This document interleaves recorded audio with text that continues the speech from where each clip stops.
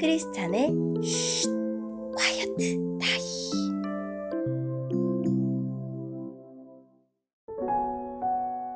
샬롬, 크리스찬 성도님들 반갑습니다. 오늘의 본문은 사무엘하 23장 1절부터 17절까지의 말씀입니다. 본문의 제목은 다윗의 마지막 말입니다. 본문을 읽기 전에 어떤 내용인지 요약본을 먼저 읽어드릴게요. 다윗의 마지막 말과 다윗과 함께 싸웠던 용사들의 명단이 소개되고 있습니다.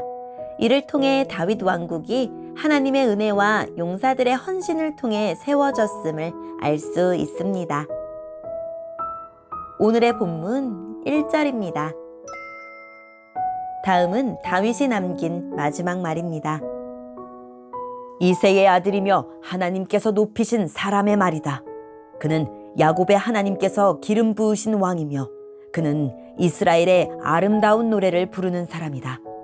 여호와의 영이 나를 통해 말씀하셨다. 그분의 말씀이 내 혀에 담겼다.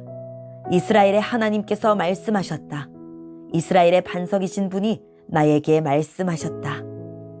너는 백성을 공평하게 다스리는 사람이며 하나님을 두려워하는 마음으로 다스리는 사람이로다. 그런 너는 새벽빛과 같고 구름 끼지 않은 아침과도 같으며 비온 뒤의 햇살과도 같고 땅에서 새싹을 돋게 하는 햇살과도 같다.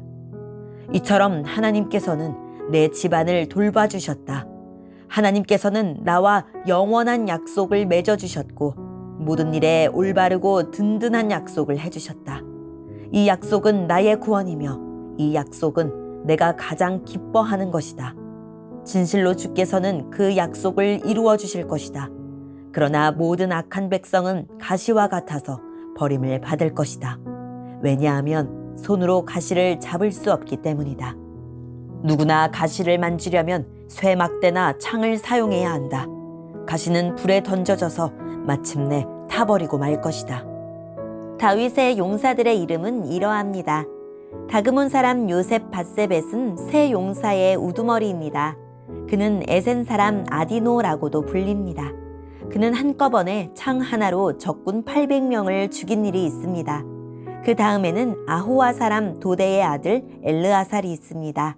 엘르아살은 다윗이 블레셋과 싸울 때 다윗과 함께 있었던 3명의 군인 중 한 사람입니다. 블레셋 사람들이 싸움터에 모였을 때 이스라엘 백성은 도망쳤습니다. 그러나 엘르아살은 도망치지 않고 남아있다가 지쳐서 칼을 휘두를 수 없을 때까지 블레셋과 싸웠습니다. 여호와께서는 그날 이스라엘이 크게 이기게 해주셨습니다. 엘르아살이 싸움에서 이긴 다음에 백성들이 다시 돌아왔습니다.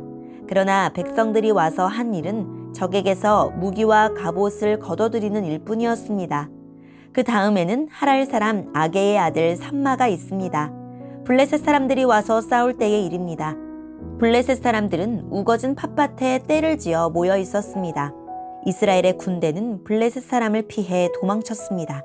그러나 삼마는 밭 한가운데에 서 있었습니다. 삼마는 그곳에서 블레셋 사람들과 맞서 싸웠습니다.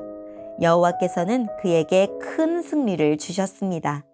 추수를 시작할 무렵에 다윗이 거느린 으뜸 가는 군인들 30명 중에서 세 용사가 다윗을 찾아왔습니다. 그때 다윗은 아둘람 동굴에 있었고 블레셋 군대는 르바임 골짜기에 진을 치고 있었습니다. 그때 다윗이 있던 곳은 안전한 요새였고 몇몇 블레셋 군인들은 베들레헴에 있었습니다. 다윗은 몹시 물이 마시고 싶었습니다. 다윗이 말했습니다. 누가 베들레헴 성문 가까이에 있는 샘에 가서 물을 길어다 줄 수 없을까? 그 말을 듣고 세 용사가 블레셋 군대를 뚫고 나가서 베들레헴 성문 가까이에 있는 샘에서 물을 길어 다윗에게 가지고 왔습니다. 그러나 다윗은 그 물을 마시지 않았습니다. 다윗은 그 물을 여호와 앞에서 땅에 쏟아버렸습니다. 그리고 다윗이 말했습니다. 여호와여, 저는 이 물을 마시지 않겠습니다. 이 물을 마시는 것은 곧 자기 목숨을 내건 이 사람들의 피를 마시는 것과 같습니다. 결국 다윗은 그 물을 마시지 않았습니다. 세 용사는 다윗에게 그렇게까지 용감히 나서서 충성심을 보였습니다. 아멘. 오늘의 본문을 통해 이해할 수 있는 부분은 무엇일까요? 다윗이 남긴 마지막 말은 유언이라기보다 하나님이 다윗에게 주신 예언의 말씀으로 22장에 기록된 노래의 결말입니다. 하나님은 다윗의 입술을 통해 하나님을 경외하는 왕의 의로운 통치가 주는 혜택을 말씀하십니다. 의로운 통치는 백성에게 생명과 풍요를 약속하고 새 생명을 얻게 하는 수단이 됩니다. 이는 부분적으로 다윗을 통해 이루어지고 장차 다윗의 후손으로 오신 예수님을 통해 완성될 것입니다. 이어 다윗과 함께 이스라엘을 위해 싸운 가장 강한 세 용사들의 이름과 그들의 무용담이 소개됩니다.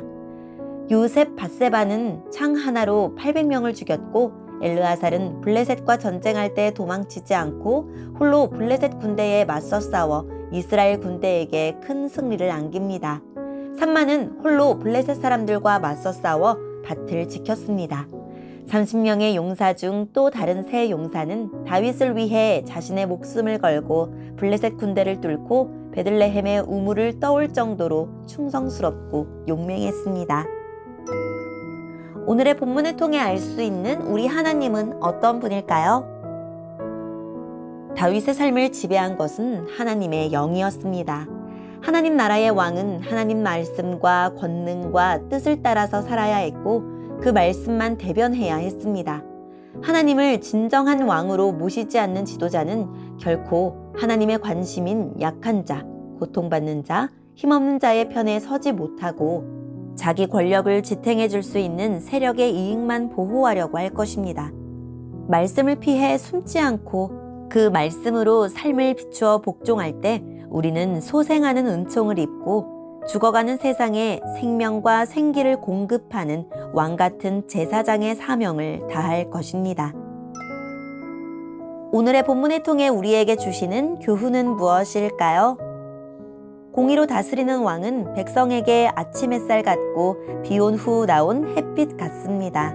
그 은총의 햇살을 받은 백성의 삶은 풍요하고 평온합니다. 그러나 악한 통치자는 가시덤불과 같아서 백성을 찌르고 억압합니다. 공평과 정의를 따르는 정치, 경제, 종교 지도자들을 세워주시기를 기도합시다. 다윗은 의도치 않게 부주의한 말 한마디로 3명의 충성된 용사를 위험에 빠뜨립니다. 세 용사의 충성된 모습을 보여주는 에피소드이지만 또한 지도자가 말 한마디도 신중해야 함을 말해줍니다. 지위가 높고 맡은 역할이 클수록 말의 영향력도 큽니다. 말로 상처 주지 않도록 깊이 생각하고 신중하게 말합시다. 또한 몇 안 되는 영웅의 자리에 앉기를 구하기보다는 어느 자리에서든지 하나님의 승리를 드러내는 용사가 되기를 간구합시다. 오늘의 본문을 통해 각자에게 주시는 성령 하나님의 음성에 귀를 기울이며 살아 역사하시는 하나님, 주의 영광을 위하여 언제나 부르심에 응답할 수 있는 믿음의 용사가 되게 해주세요 라고 기도하고 오늘도 말씀을 붙들고 승리하는 하루를 보냅시다. 여기까지 크리스찬의 쉿 콰이어트 타임이었습니다.